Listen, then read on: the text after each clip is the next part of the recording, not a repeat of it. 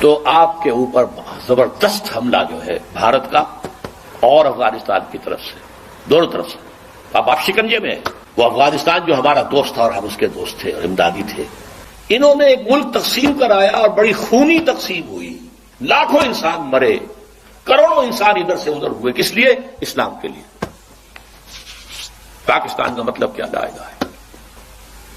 یہ اور کہیں نہیں ہوا، یہ جاوا سماٹرا میں نہیں ہوا، یہ کہیں اور نہیں ہوا، یہ ایران میں نہیں ہوا، یہ کہیں نہیں ہوا، یہ صرف اس ملک میں۔ بھارت کے مسلمانوں نے سپورٹ کیا اور آزادی دلوا دی۔ پاکستان کچھ دو خطوں پر مشتمل تھا، کرو بھائی، اب جو ہم پہ گزری سو گزری، جو ہم پہ گزرے گی سو گزر جائے گی، چھوڑو تم، جاؤ کرو۔ لیکن ہم نے کچھ نہیں کیا، اللہ سے وعدوں کی خلاف ورزی کی، غداری کی، بے وفائی کی۔ اس کی دو سزائیں تو ہم پر آ چکی ہیں، ایک عمومی منافقت، اللہ سے وعدہ کر کے پھر جاؤ گے تو نفاق دل میں ڈالے گا اللہ۔ یہ سورہ توبہ کی آیات 75، 76، 77 کا مطالعہ کر لیجیے گا جا کر۔ آج پوری قوم منافق قوم ہے، الا ماشاءاللہ۔ ہمارا دستور منافقت کا پرندہ ہے۔ منافق کون ہوتا تھا؟ بظاہر قانونی طور پہ مسلمان، حقیقت میں کافر۔ ہمارے دستور میں قرارداد مقاصد ہے، فلاں دفعہ ہے، فلاں دفعہ ہے، لیکن حقیقت میں ہم کافر ہیں۔ ومن لم يحكم بما انزل الله فاولئك هم الكافرون۔ بنگلہ دیش کا معاملہ بھی یہی ہے۔ بھارت کے مسلمان تھوڑے انڈائریکٹلی اس میں مجرم ہیں، انہوں نے سپورٹ کیا تھا۔ اصل مجرم جو ہے پاکستان اور بنگلہ دیش کے مسلمان۔ یہ ہے، اس میں جو ہے اس سے علاج کیا ہے، اس کا نکلنے کی کوئی صورت ہے یا نہیں ہے؟ ایک ہی علاج ہے، ایک ہی علاج ہے، ایک ہی علاج ہے۔ دنیا کے کسی ایک سائزیبل ملک کے اندر اگر اسلام کا نظام پورا قائم کر کے دنیا کو دکھا دیا جائے اور چیلنج کیا جائے، come and see with your own eyes this is Islam, تب وہ شہادت علی الناس کی ذمہ داری بطور فرض کفایہ ادا ہو جائے۔ پوری امت نہ بھی ایسا کر سکے، لیکن امت کا کوئی حصہ، کوئی سائزیبل ملک یہ کر کے دکھا دے تو یہ پوری امت کی طرف سے فرض کفایہ ہو جائے گا۔ جیسے جنازے کی نماز کچھ لوگ بھی پڑھ لیں تو فرض کفایہ ادا ہو گیا، باقی سب لوگ جو بستی کے ہیں وہ اس سے مستثنیٰ ہو گئے۔ کوئی بھی نہ پڑھے تو سب مجرم، سب گنہگار۔ اس وقت ہم سب گنہگار، لیکن یہ کہ یہ 40 کروڑ کے قریب مسلمان جو میں نے آپ کو بتایا پاکستان، بھارت اور بنگلہ دیش میں ہیں، 30 کروڑ مسلمان عالم عرب کے ہیں، 40 یہ، باقی اور ہے مختلف متفرق 70 کروڑ، یہ تیسرے درجے میں۔ اگر ہم کسی بھی خطے میں وہ اسلام کا نظام قائم کر کے دکھا دیں تو بحیثیت امت مسلمہ جو ہمارا فرض منصبی تھا، لِتَكُونُوا شُهَدَاءَ عَلَى النَّاسِ، لوگوں پر گواہی دو، یہ ہے اللہ کا دین، آؤ دیکھو، تو اللہ کا یہ عذاب ختم ہوگا، صورتحال تبدیل ہوگی۔ یہ میں نے ذرا عالمی سطح پر بات کی ہے۔ اب آئیے پاکستان۔ میں آج بھی اس کا قائل ہوں کہ پاکستان اسی کام کے لیے قائم ہوا تھا۔ علامہ اقبال کا فکر، خاص طور پر 37 میں جو ان کا خطبہ الہٰباد، اس سے پہلے ان کی شاعری، کیا کہنے ہیں اس کی، جو سور پھونکا تھا۔ پھر قائد اعظم نے 1938 سے 47 تک جو راگ الاپا ہے، اسلام اسلام اسلام اسلام اسلام اسلام، اس کے نتیجے میں 1946 کے الیکشنز کے اندر مسلم لیگ کو حیثیت حاصل ہوئی۔ یہ مسلمانان ہند کی واحد نمائندہ جماعت، اور یہ اللہ کا اصل میں معجزہ ہے۔ میں نے لکھی ہے کتاب استحکام پاکستان، پڑھیے اس کو۔ میں کہتا ہوں پاکستان کا قیام ایک معجزہ ہے۔ معجزہ کیوں ظاہر ہوا؟ کہ ہم نے کہا تھا اے اللہ ہمیں آزادی دے ہندو سے اور انگریز سے، تو ہم تیرے دین کا بول بالا کریں، خلافت راستہ کا نظام دنیا کو ایک دفعہ پھر دکھا دیں۔ میں نے اسی لیے اپنی اس کتاب میں استحکام پاکستان میں قرآن اس پاکستان کے قیام کو معجزہ کہا، اور قائد اعظم کی شخصیت کے لیے میں نے لفظ استعمال کیا، معجز نما شخصیت۔ لیکن افسوس صد افسوس کہ ہماری پہلی نسل جو ہے وہ اس میں بالکل ناکام ہو گئی، وعدہ خلافی کی، ہم نے بھی واشنگٹن کی طرف اپنا قبلہ سیدھا کر دیا، مغربی تہذیب و کلچر کے لیے دروازے کھول دیے، امریکہ کی عالمی پالیسیوں کا ایک اعلی کار بن گئے۔ یہ کل پاکستان کی تاریخ ہے، یہ کوئی آج کی بات نہیں ہے، یہ صرف مشرف کی بات نہیں ہے، پوری پاکستان کی تاریخ ہے۔ بہرحال یہ جو سزا کا معاملہ تھا، یہ منافقت کی شکل میں تو سزا ہمیں مل گئی، اور ایک بہت بڑا وار 1971 میں پاکستان تو لاکھوں افراد مارے گئے، 93,000 ہمارا قیدی اس ہندو کے قید میں گیا کہ جس پر ہم نے کہیں 1000 برس کہیں 800 برس حکومت کی تھی۔ پاکستان مشرقی پاکستان نہیں رہا، بنگلہ دیش میں۔ لیکن آج سے کوئی 20 سال پہلے جب پاکستان کی عمر 40 برس ہوا چاہتی تھی قمری حساب سے، میرے دل میں امید کا ایک چراغ روشن ہوا، پاکستان کے مستقبل کے بارے میں رجائیت، امید، اور وہ خاص اس حوالے سے تھا کہ ایک فرد کی بھی اصل میچورٹی کی عمر قرآن مجید کے روح سے 40 برس ہے۔ اسی طرح بنی اسرائیل کی تاریخ میں 40 برس کا عدد بہت اہم ہے کہ جو نسل نکلی تھی مصر سے، جو غلامی کا داغ اٹھائے ہوئے تھی، اس نے تو حضرت موسیٰ کو کوڑا جواب دے دیا تھا کہ ہم جنگ نہیں کریں گے، فاذهب انت وربك فقاتلا إنا هاهنا قاعدون۔ اللہ نے سزا دی، اب یہ 40 برس تک یہی بھٹکتے پھریں گے صحرائے تیہ کے اندر، یتیہون فی الارض فإنها محرمۃ علیہم 40 سنہ یتیہون فی الارض۔ لیکن 40 برس کے بعد ایک نئی نسل جو پیدا ہوئی، صحرا میں پلی بڑھی تھی، آزادی کی فضا میں سانس لے کر ابھری تھی، اس نے جنگ کی، یوشوا، حضرت یوشع علیہ السلام، یوشع بن نون، اور پھر ان کا دور شروع، کامیابی کا۔ تو شاید 40 برس تک پاکستان بھی صحرائے تیہ کے اندر بھٹکتا رہا ہے، شاید اللہ کرے، امید تھی۔ اس امید کا مظہر ہے میری کتاب استحقاق پاکستان، کتنوں نے پڑھی ہوگی آپ میں سے، میرا خون جگر ہے اس کے اندر۔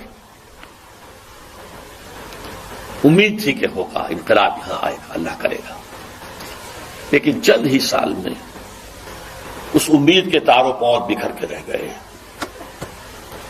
وائے ناکامی متائے کارواں جاتا رہا، کارواں کے دل سے احساس زیاں جاتا رہا۔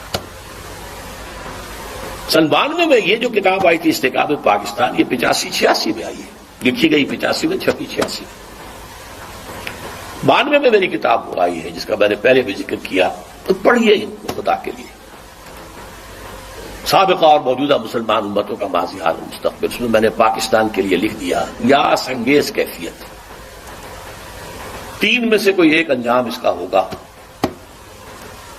ایک تو یہ ہے جس کے کوئی آثار نہیں، کہیں نظر نہیں آ رہے، کوئی امید کی کرن نہیں، کہ اس امت مسلمہ پاکستانیہ کو قوم یونس کی طرح توبہ کرنے کی توفیق ہو جائے اور عذاب ٹل جائے۔ اللہ کی قدرت سے بعید نہیں، لیکن کوئی امید کے آثار نظر نہیں آ رہے، بہرحال ایک ممکنہ بات ہے۔ دوسرا یہ کہ کوئی بڑا جھٹکا لگے 1971 والا، اس کو ہم نے مغربی پاکستان میں محسوس نہیں کیا تھا، یہاں محسوس کر کے لوگ جاگ گئے، یہ بھی بڑی کامیابی ہوگی۔ اگر عثمانیوں پر کوہ غم ٹوٹا تو کیا غم ہے کہ خون 100,000 انجم سے ہوتی ہے سحر پیدا۔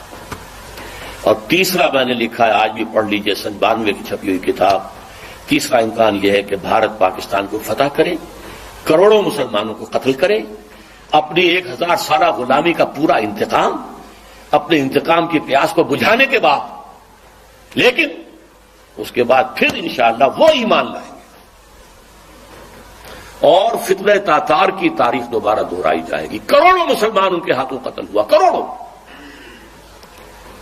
پھر اسلام نے انہیں فتح کر لیا، وہ مسلمان ہو گئے، اور پھر عظیم ترین مملکتیں پوری دنیا کے اندر ان ترکوں نے قائم کی، ترکان تیموری ہندوستان، ترکان صفوی ایران، اور ترکان عثمانی کی تو کیا بات ہے، اناطولیہ سے شروع ہو کر ترکی جو ہے اس کا بھی ایشیائی حصہ صرف ان کے پاس تھا، پھر جو ان کا فتوحات ہوئی ہے، یورپ کا تقریباً آدھا مشرقی یورپ ان کے تحت تھا. ہے آیا فتنہ تاتار کے افسانے سے پاسباں مل گئے کعبے کو صنم خانے سے. وہی جو قاتل تھے، سفاک تھے، پورے شہر کے لوگوں کی آبادی کو قتل کر کے اور ان کی گردنیں علیحدہ کر کے، ان گردنوں کو، سروں کو، سریوں کو جمع کر کے ایک پہاڑی کی شکل دے کر اس کے اوپر تخت جما کر ایک تاتاری وحشی سردار شراب پی رہا. چشمے فلک نے یہ منظر بھی دیکھے ہیں. بہرحال یہ تین جو آپشنز میں نے 92 میں کہے تھے آج بھی میری کتاب میں موجود ہے، انہیں پڑھ لیجیے. اور بدقسمتی ثم بدقسمتی ثم بدقسمتی، آج حالات اس سے بھی زیادہ دور جا چکے ہیں. آج سے 2 یا 2.5 سال پہلے میں نے یہ تقریریں کی تھی، تو آپ نے وہ بھی نہیں پڑھی ہوں. ایک تو عالمی سطح پر موجودہ عالمی حالات میں اسلام کا مستقبل، اور ایک پاکستان کے وجود کو لاحق خطرات و خدشات. حالانکہ اس کے لیے جو تقریر کا میں نے اشتہار دیا تھا اس میں عنوان کچھ اور تھا. کیا پاکستان کے خاتمے کی الٹی گنتی شروع ہو چکی؟ ہاں، اس وقت مجھ پر خاصی مایوسی کا غلبہ ہے پاکستان کے مستقبل اور وجود کے بارے. 3 سال پہلے کی بات جو کہ تو قائم تھی، اس میں کوئی فرق نہیں پڑا. کوئی شخص یقین کے ساتھ نہیں کہہ سکتا کہ اب حالات کا کیا رخ ہوگا، اس لیے کہ ظاہر بات ہے قرآن مجید میں مستقبل کے بارے میں خود حضور سے کہلوایا گیا، وَإِنْ أَدْرِي أَقَرِيبٌ أَمْ بَعِيدٌ مَا تُوعَدُونَ. لوگوں مجھے معلوم نہیں ہے کہ جس بات کی تمہیں خبر دی جا رہی ہے وہ قریب آ چکا ہے یا دور ہے. وَإِنْ أَدْرِي لَعَلَّهُ فِتْنَةٌ لَكُمْ وَمَتَاعٌ إِلَىٰ حِينٍ. اور میں نہیں جانتا، ہو سکتا ہے اللہ کچھ اور مہلت دے دے تمہیں، اور کچھ اور آزمائش جو ہے اس کے لیے تمہارے لیے کوئی اور مہلت عطا فرما دے، ہو سکتا ہے. تو میں بھی کسی دعوے سے نہیں کہہ رہا، لیکن 2 امکانات ہیں. امکان نمبر 1 کیا ہے؟ ابھی عالم اسلام کا ایک سالڈ بلاک ہے جو یہودی ورلڈ آرڈر کی نگاہوں میں کھٹک رہا ہے. میں کھٹکتا ہوں دل یزداں میں کانٹے کی طرح. اگرچہ ان کی اسٹریٹجی کیا ہے، ایک ایک کر کے ان کے حصے بکھرے کر کے دیا پانچا کرو. ابھی وہ بلاک کون سا ہے؟ ایران ہے، افغانستان ہے، پاکستان ہے، اور روسی ترکستان سے آزاد ہونے والی جو ریاستیں ہیں، یہ ایک سالڈ بلاک. یہ عجمی مسلمان عربی نہیں، عربی گئے، یہ نوٹ کر لیجئے. اس لیے کہ عربوں کو اللہ نے فضیلت دی تھی، محمد ان میں سے تھے صلی اللہ علیہ وسلم، یہ رتبہ بلند ملا جن کو مل گیا. لیکن ساتھ ہی اللہ نے دھمکی بھی دے دی تھی سورہ محمد میں، ان تتولوا یستبدل قوما غیرکم. اگر تم پیٹھ دکھا دو گے اس مشن کو جو ہم نے تمہارے حوالے کیا ہے، تمہیں ہٹائیں گے، کسی اور کو لے آئیں گے. اور یہ بات ہو چکی ہے 13ویں صدی عیسوی میں. 1258 میں جب سقوط بغداد ہوا ہے، عربوں کے ہاتھ سے عالم اسلام کی قیادت چھین لی گئی، معذول کر دیا. اس کے بعد قیادت کن کے ہاتھوں میں آئی؟ ترکوں کے ہاتھ میں. ترکان تیموری ہندوستان میں، ترکان صفوی ایران میں، ترکان سلجوقی مڈل ایسٹ میں، اور ترکان عثمانی کا تو کہنا ہی کیا ہے. وہ ایشیا مائنر سے چل کر، آپ کو معلوم ہے کہ مشرقی یورپ کا کتنا بڑا علاقہ، دی گریٹ آٹومان امپائر اس صدی کے آغاز تک قائم تھی. اس صدی میں عجیب عجیب معجزے ہوئے ہیں. گریٹ آٹومان امپائر جو 3 بر اعظموں پر محیط، نام و نشان ختم. دی گریٹ USSR، نام و نشان ختم. اب تو روس صاحب ایک ملک کی حیثیت سے رہ گئے. یہ اس صدی میں 2 اور وقت نہیں ہے میں اور آپ کو کیا بتاؤں. اس صدی میں تو بڑے بڑے عجیب عجوبے ہوئے ہیں. بڑی بڑی 2 عظیم جنگیں ہو چکی ہیں، تیسری جو ہے سر پر کھڑی ہے، دور نہیں ہے، جس کو حدیث میں کہا گیا ہے الملحمۃ العظمی، تاریخ انسانی کی عظیم ترین جنگ، اور وہی صلیبی جنگ جس کا آغاز بوسنیا سے ہو چکا ہے. بہرحال اس وقت جو میں کہہ رہا تھا، ورنہ میرے پاس تو یعنی یہ کہ درد دل کہنے کے لیے وقت نہیں ہے، مجھے اپنی بات کو محدود کرنا پڑ رہا ہے. لیکن میں اب آ رہا ہوں اصل موضوع کی طرف، کہ ایک امکان تو یہ ہے کہ اس بلاک میں اسلام کا احیاء ہو، اور اس کے لیے کچھ نویدیں بھی موجود ہیں احادیث نبویہ میں. وہ تو آپ نے سنا ہوگا اقبال کا شعر، میرے عرب کو آئی ٹھنڈی ہوا جہاں سے، میرا وطن وہی ہے، میرا وطن وہی ہے۔ حدیث میں آتا ہے یخرج الناس من المشرق یؤتون للمہدی یعنی سلطان ہی، مشرق سے فوجیں نکلیں گی کہ جو کہ مہدی کی حکومت قائم کریں گی، اور یہ ہوں گے حضرت فاطمہ کی نسل ہی سے رضی اللہ تعالی عنہا، لیکن عالم عرب کے اندر پھر ایک طاقت بن کر ابھریں گے، باطل کی قوتوں کے خلاف جہاد کریں گے، لیکن ان کو مدد آئے گی دو طرف سے، ایک زمینی مدد آئے گی مشرق سے، ایک آسمانی مدد آئے گی، عیسیٰ ابن مریم کا نزول، حضرت مسیح علیہ الصلوۃ والسلام جو زندہ آسمان پر اٹھائے گئے تھے نازل ہوں گے، اور در حقیقت ان دو مددوں کے نتیجے میں پھر یہود کا قلع قمع ہوگا، اور یہی گریٹر اسرائیل ان کا گریٹر گریو یارڈ بن کر رہے گا، عظیم تر قبرستان بن کر رہے گا۔ اس کی بڑی واضح حدیثیں موجود ہیں، اس کی بڑی تفصیلی خبریں موجود ہیں، یہ احادیث کی کتب کے اندر، بدقسمتی سے ہماری اس کی طرف توجہ نہیں ہے۔ ایک تو یہ ہو سکتا ہے، اسی طریقے سے ایک اور حدیث ہے یخرج من خراسان رایات سود، اور یہ مسلم شریف کی روایت ہے، نوٹ کیجئے گا، نہیں ترمذی شریف کی روایت ہے، یخرج من خراسان رایات سود لا يردها شيء حتى تنصب بإيلیا، اور خراسان حضور کے زمانے میں آج کے افغانستان کا نام، جتنا خون یہاں پر خلوص کے ساتھ دیا گیا ہے اس کی مقدار بھی کم نہیں ہے، یہاں سے خیر برآمد ہوگا۔ اور دوسری بات اپنے بارے میں نوٹ کر لیجئے، یہ پاکستان، بچا کھچا Pakistan, what remains of Pakistan, یہ اصل میں ہے کیا؟ مولانا بہت خوبصورت انداز میں فرما رہے تھے، یہ 313 نہیں تھے، اسلام تھا۔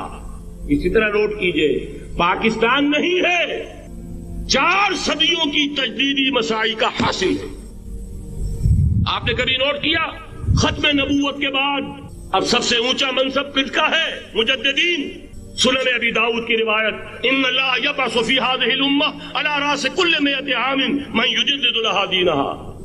اور نوٹ کیجئے، کوئی بات ہے 1000 برس تک سارے مجدد عالم عرب میں پیدا ہوئے، جیسے ہی دوسرا 1000 سال شروع ہوا، الف ثانی کا مجدد اعظم شیخ احمد سرہندی کہاں تھا؟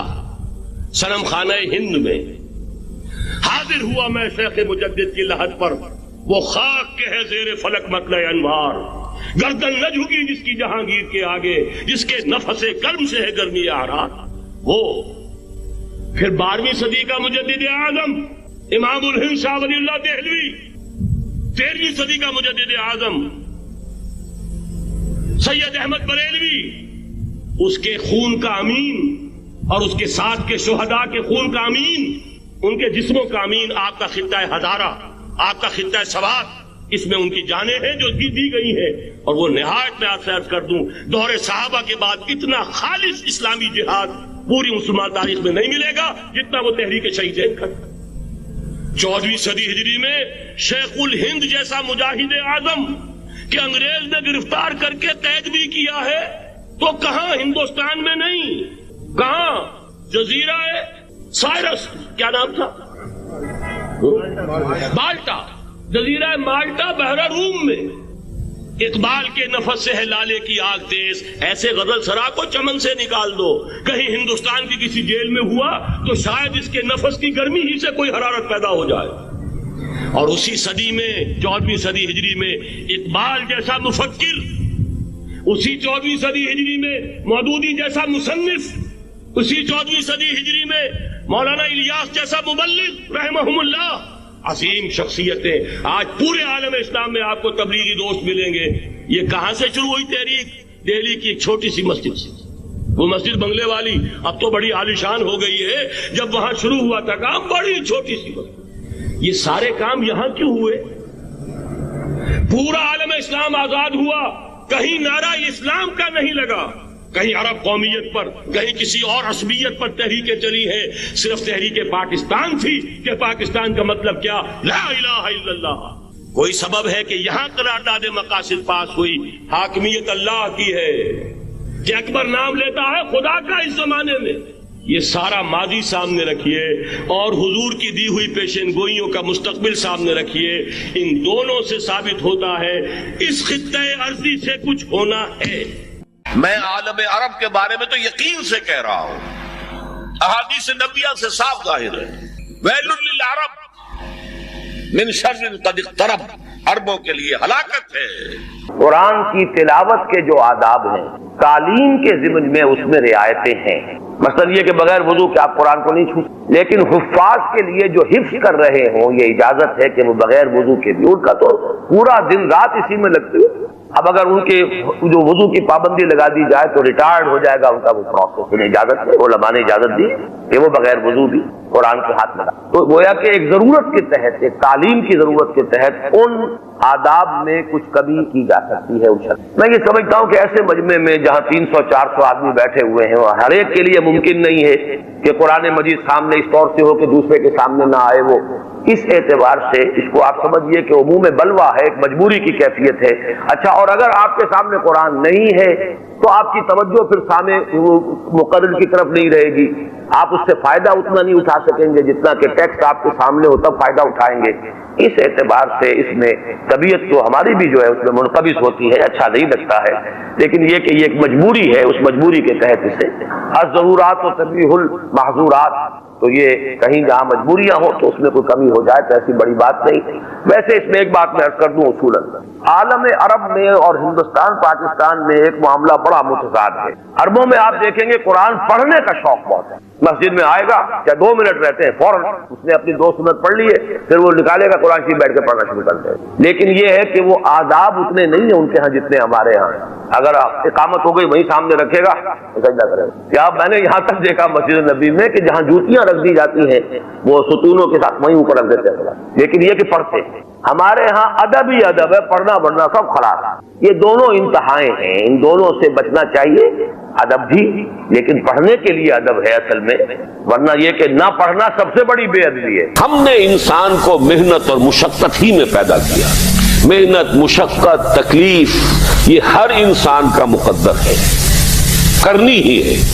فرق صرف یہ ہوتا ہے کہ کسی کی مشقت اور محنت جسمانی زیادہ ہے، اینٹیں ڈھو رہا ہے غریب، کسی چلا رہا ہے. کسی کی محنت مشقت ذہنی زیادہ ہوتی ہے، بیٹھا ہوا تو ہے آرام کرسی پر، ریوالونگ چیئر ہے بڑی آرام دہ، لیکن اس کی جو ذہنی مشقت جو وہ کر رہا ہے. جو جسمانی مشقت کرتا ہے وہ رات کو پاؤں پھیلا کر سوتا ہے، چاہے روٹی بھی پوری نہ ملی ہو، لیکن اسے پتہ نہیں ہوتا رات کب گزر گئی.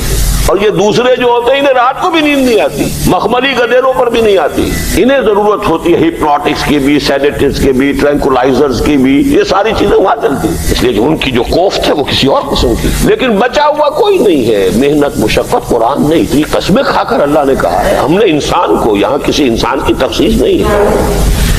محنت، مشقت، اور اس محنت مشقت کے ساتھ اس میں غالب نے ایک اور رنگ داخل کیا ہے، اس کے ساتھ غم بھی. مثلا حیوان اور انسان میں کیا فرق ہے؟ بیل ہے، کولو چلا رہا ہے، مشقت تو وہ بھی کر رہا ہے. بار برداری کا اونٹ ہے، بوجھ ڈھو رہا ہے ادھر سے ادھر تک، محنت تو وہ بھی کر رہا ہے. انسان محنت بھی کرتا ہے، مزید اس کو رنج اور غم جو سابقہ اس کو پیش آتا ہے. بیل کو پتہ بھی نہیں ہوگا میری کو اولاد بھی ہے، نسل بھی ہے، وہ کوئی بیمار ہے، کس حال میں ہے. گائے کو بھی اپنے بچے کی خبر ہوگی، وہ چھوٹا سا جب ہے دودھ پیتا ہے، اس کے بعد اسے کیا پتا وہ کہاں گیا کہاں نہیں ہے. انسان کو جو تکلیفیں جھیلنی پڑتی ہیں، جو غم جھیلنے پڑتے، وہ حیوان کے لیے نہیں ہے، یہ انسان کے لیے. اسی لیے کہا غالب نے کہ قید حیات و بند غم اصل میں دونوں ایک ہیں. موت سے پہلے آدمی غم سے نجات پائے کیوں؟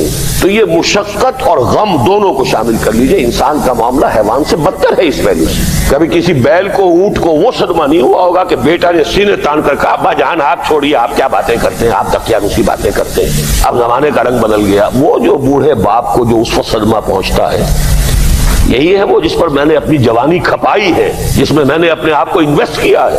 آج یہ میرے سامنے کھڑا ہو کر کیا کہہ رہا ہے. اور یہ تو میں نے بڑی ہلکی مثال دی ہے.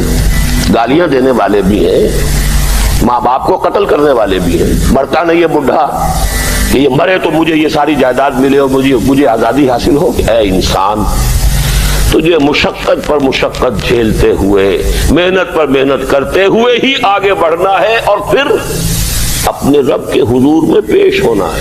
یہ اور مصیبت ہے، کسی اونٹ اور کسی بیل سے محاسبہ نہیں ہے وہاں۔ اس روز کہے گا کافر کاش میں مٹی ہوتا، انسان بنا ہی نہ ہوتا، جسے آج ہم بہت بڑا شرف سمجھ رہے ہیں، شرف انسانیت، کاش کہ میں مٹی ہوں، یہ انسان کی حیثیت مجھے دی ہی نہ جاتی کہ میں آج یہاں کھڑا ہوں جواب دے کے۔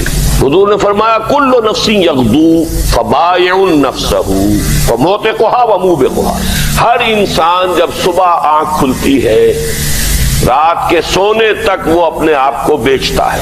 کوئی جسمانی مشقت اپنی بیچ رہا ہے، شام کو 100 روپے لے کر آیا ہے، اس نے اپنی جسمانی محنت بیچی ہے نا۔ کسی نے اپنی ذہنی محنت، ذہنی صلاحیت بیچی ہے، چاہے وہ ڈاکٹر ہے، چاہے انجینئر ہے، کوئی اور ہے، وہ اپنی ذہنی صلاحیت بیچ رہا ہے بیٹھا ہوا اپنے کلینک میں، اپنے آفس میں۔ بائع نفسہ، اپنے آپ کو بیچتا ہے۔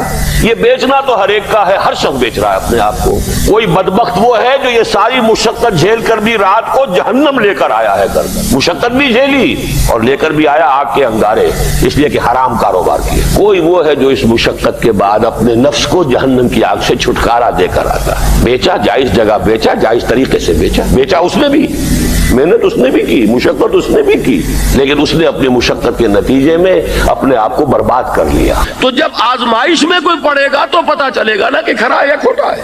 آزمائش میں نہیں آیا، امتحان میں نہیں آیا، کوئی تکلیف آئی نہیں تو وہ کھرے اور کھوٹے گڑبڑ رہیں گے، ملے جلے رہیں گے، دودھ کا دودھ اور پانی کا پانی جدا نہیں ہوگا۔ کیا لوگوں نے یہ سمجھا تھا کہ وہ چھوٹ جائیں گے صرف یہ کہنے پر کہ ہم ایمان لے آئے اور انہیں آزمایا نہ جائے گا؟ ہم نے تو آزمایا ہے ان سب کو جو ان سے پہلے آیا۔ تو یہ تو یوں سمجھیے کہ اس راستے کا ایک مستقل معاملہ ہے، جو آئے سوچ سمجھ کر آئے کہ یہ شہادت گاہ الفت میں قدم رکھنا ہے۔ لوگ آسان سمجھتے ہیں مسلمان ہونا۔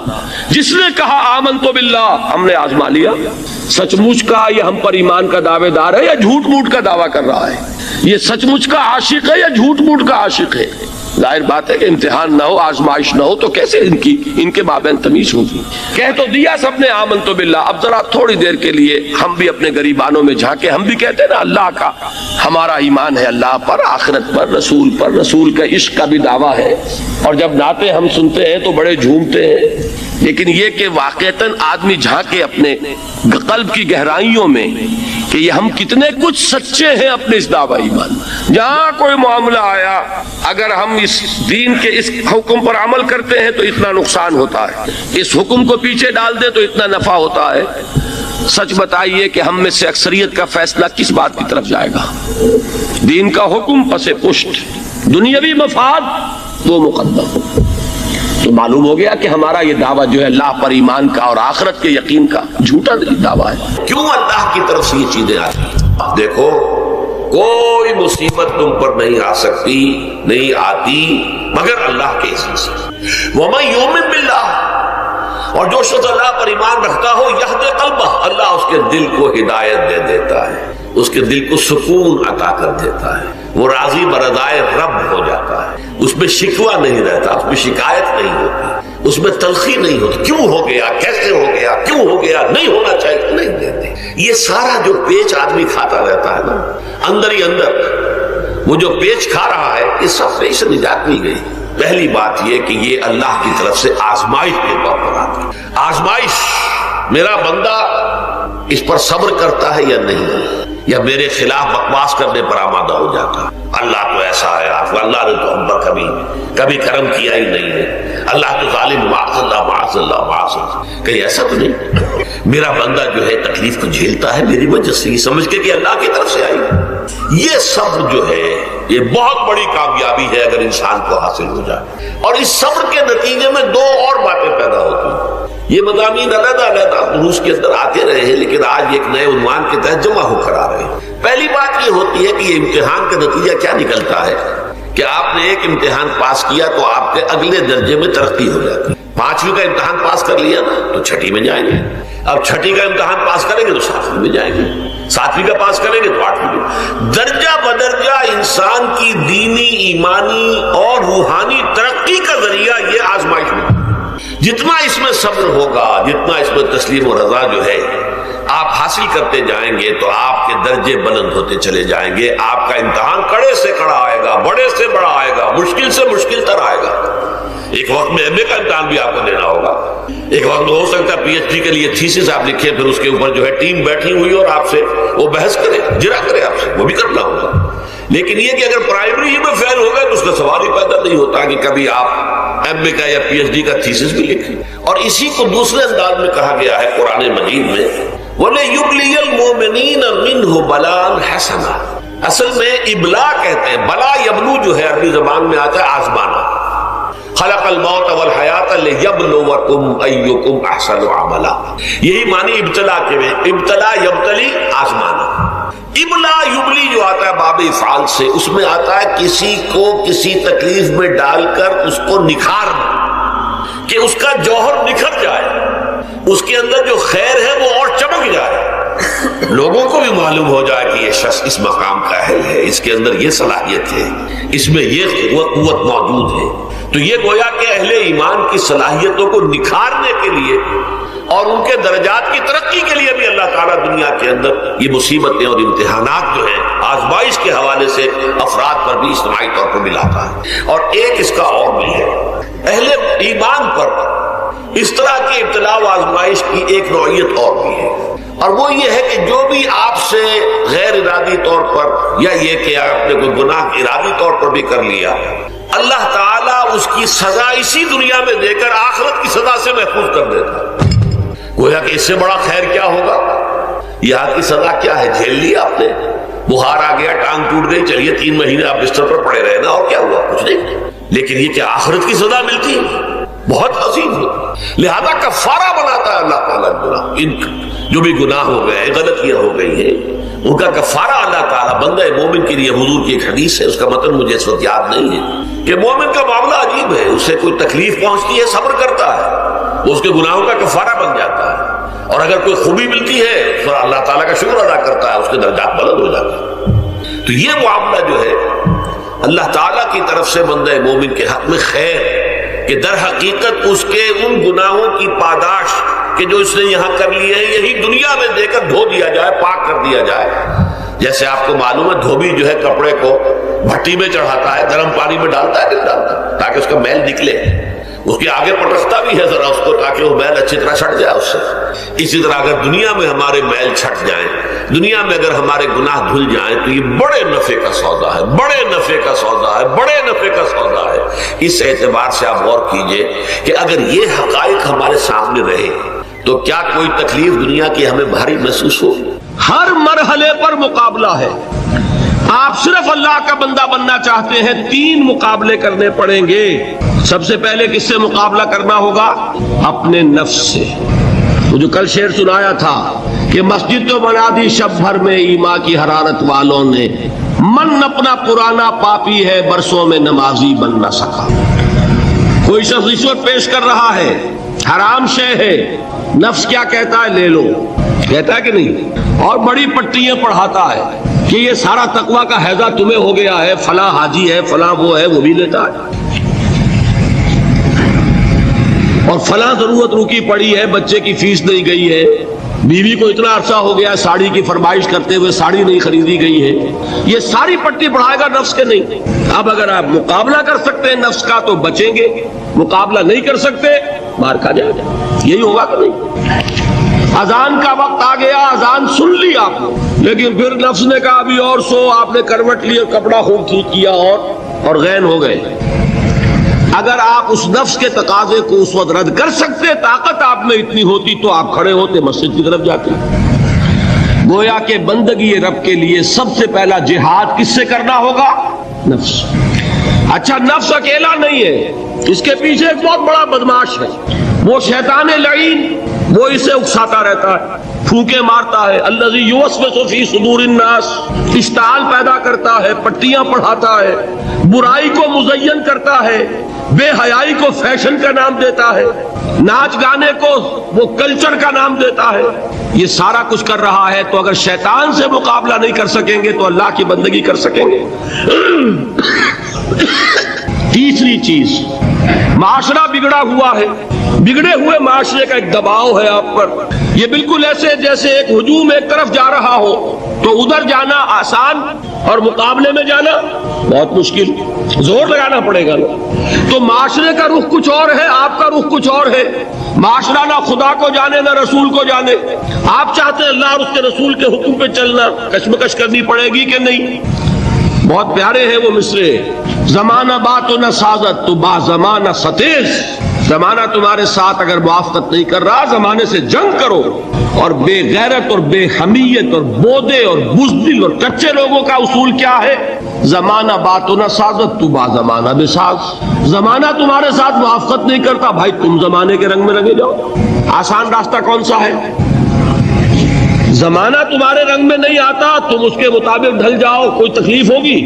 اور زمانہ تمہارے ساتھ اگر موافقت نہیں کر رہا، تم زمانے سے لڑو، تکلیف آئے گی کہ نہیں؟